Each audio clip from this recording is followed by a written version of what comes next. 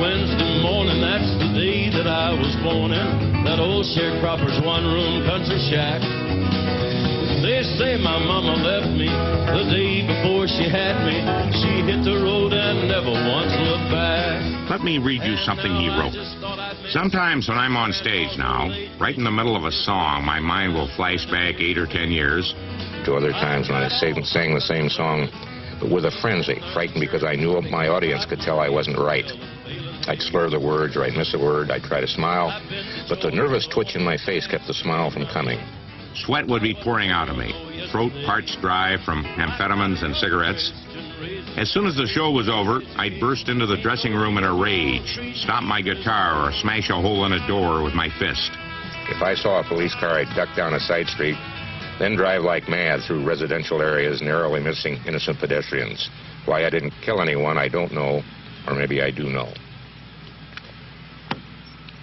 Must have been pretty hard. It was.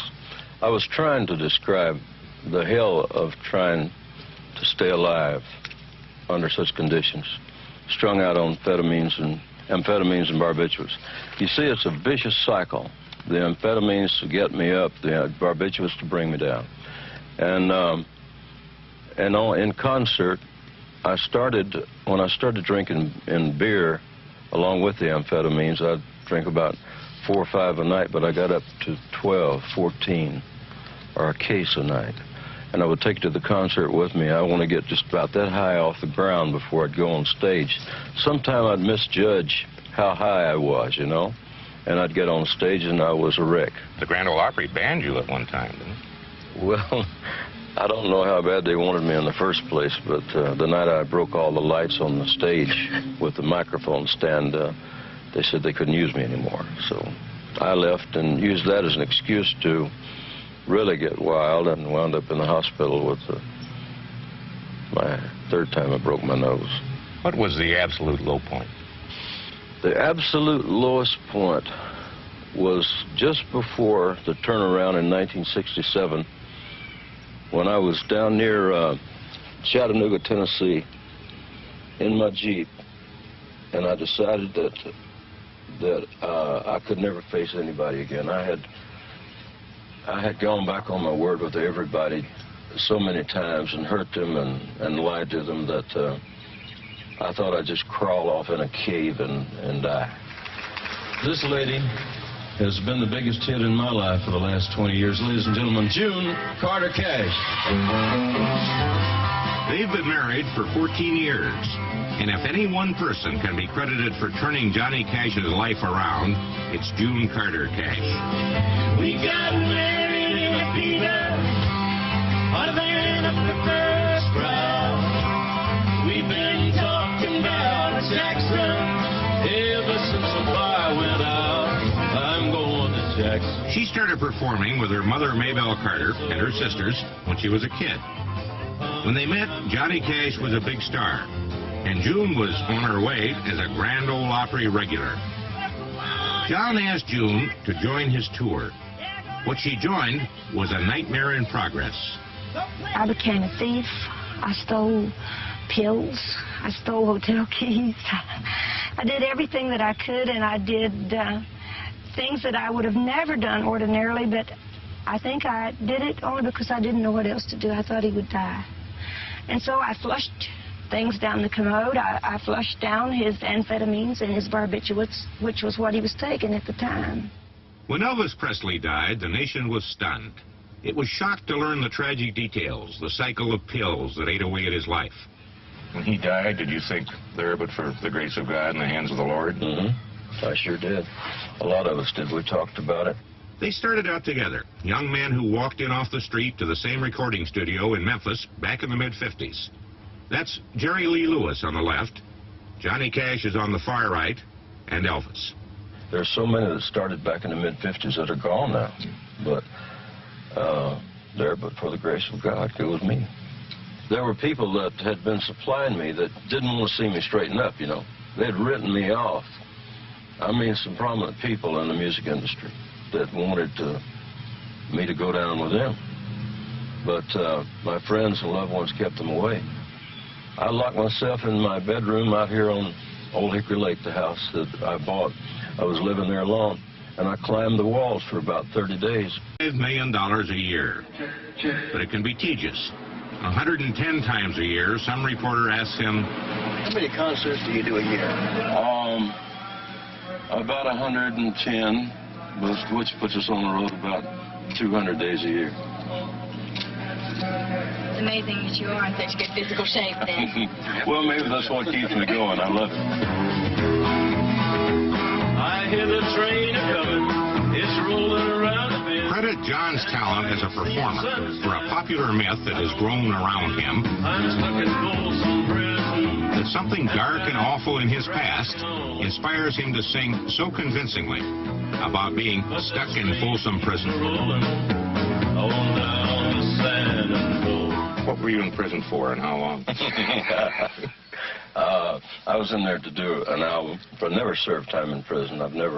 May I say that I've never been convicted of a felony. I did gain a certain notoriety back in the early 60s, for about 7 years, actually, when I'd find myself in a county or city jail. Like a drunk tank kind of thing. Right. I needed to be in jail at the time, yeah. The picture you get of Johnny Cash from his music is that of a man alone, the tall man in black with a guitar. Nothing could be further from the truth. Not only does Johnny have plenty of company, he is a company. This is Cashville in every sense of the word.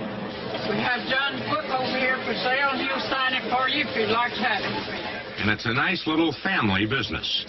That's Johnny's mom. She's at the store near the Cash home in Nashville every day. Johnny and June come by on occasion on special fan days, and that's June's sister Anita working behind her. Pay your money and take your choice. A T-shirt, an autographed book, Mama Cash's down-home cookbook. Take your picture in front of a picture, or in front of the real thing.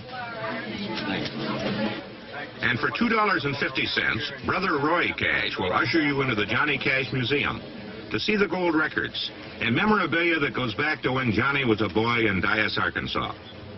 If it's something they really want to see, they'll save their money for it. Upstairs, Sister Reva, in the red outfit, runs Johnny's business affairs, which include banking, a piece of a truck distributorship, and a good deal of undeveloped land. He's a gentleman, the Johnny Cash we met, and shy. And with an armed security force, an elaborate system of fences and gates, he has managed to create an oasis of privacy for himself and his family, in the country music fishbowl that Nashville has become. He lives on his own 50-acre wildlife preserve. And in a land where guitar-shaped swimming pools are the norm, Johnny and June's lavish style borrows more from European royalty than country chic. This is Czechoslovakian. When we visited June, one of her daughters by a previous marriage and her sister Anita were preparing for a tag sale to unload some of the crystal that she had no room for. Not bad for the son of an Arkansas cotton farmer. The songs you've written, what's your favorite, Johnny? Well, I think I probably should say I Walk the Line because it was my biggest seller. But the one that really means more to me, that says it more for me in my life, I think is Pickin' Time. The message of the song is good times coming for us all. Pickin' time. Did you sing it? I just happen to have a guitar.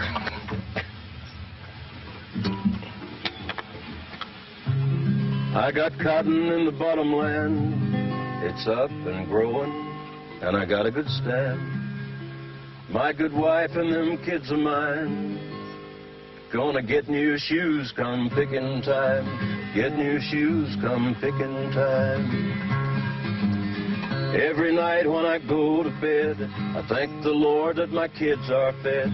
They live on beans 8 days and 9. But I'll get 'em fat come picking time. Get 'em fat come picking time. Some of your songs are like Pickin' Time. They're inspirational. They reflect kind of a spiritual life. Some of them are pretty low down and dirty, like Folsom Blues and so on. Do you have any trouble reconciling the two kinds? No. Roy Orbison had a line in a song called My Best Friend, and in it was a line that says, a diamond is a diamond and a stone is a stone, but man is part good and part bad. You know, I recognize the fact that I'm part good and part bad. I keep a close watch on this heart of mine. I keep my eyes wide open all the time. I keep the ends out for the tie that binds. Because you're mine, I walk the line. The song that sums up his life, I Walk the Line, he wrote in 20 minutes back in 1956. It made him a star and remains his best-selling record. But ironically, they were just words until June Carter came into his life. Darling companion, I tell the mountains and the canyons, as long as I got legs to stand on, I'm gonna stick by you. One more time. Darling companion, I tell the mountains and the canyons, as long as I got legs to stand on, I'm gonna stick by you. And old Harry too.